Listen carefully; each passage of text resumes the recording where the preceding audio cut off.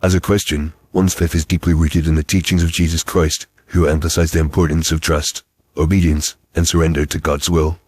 In recent years, the debate surrounding vaccines has sparked intense discussion, with some Christians arguing that vaccines are unnecessary for those who followed Jesus. This perspective is not based on medical expertise, but rather on a deeply held conviction that faith in God's providence and sovereignty supersedes the need for vaccines. At the heart of this argument is the notion that Christians who trust in God's plan and provision do not require vaccines to protect themselves from illness. This perspective is often rooted in biblical passages such as Psalm 91:10, which states, "No evil shall befall you, nor shall any plague come near your dwelling." For many Christians, this verse serves as a promise of divine protection, rendering vaccines unnecessary.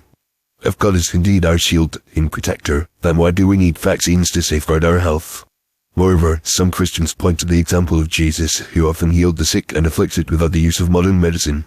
In the Gospel of Matthew, Jesus sends out his disciples to heal the sick and cast out demons, demonstrating that faith and prayer can be powerful tools in combating illness. This has led some to conclude that, as followers of Jesus, they too can rely on faith and pray to protect themselves from disease, rather than relying on vaccines.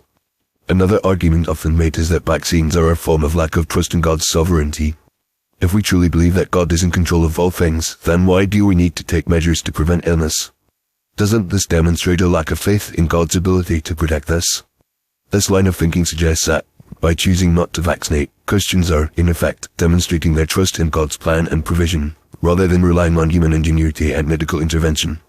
Additionally, some Christians argue that the use of vaccines is, in itself, a form of idolatry.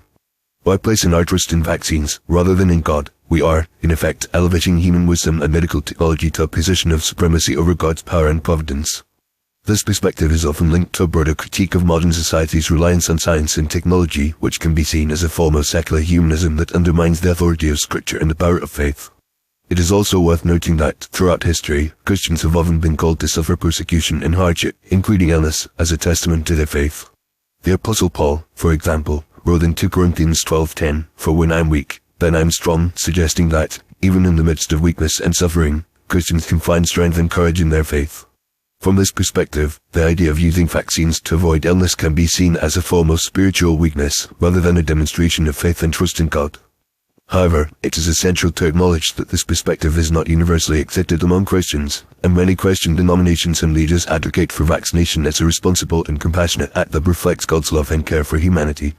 While the debate surrounding vaccines is complex and multifaceted, for some Christians, the decision not to vaccinate is a deeply personal and spiritual one, rooted in a profound trust in God's sovereignty and providence.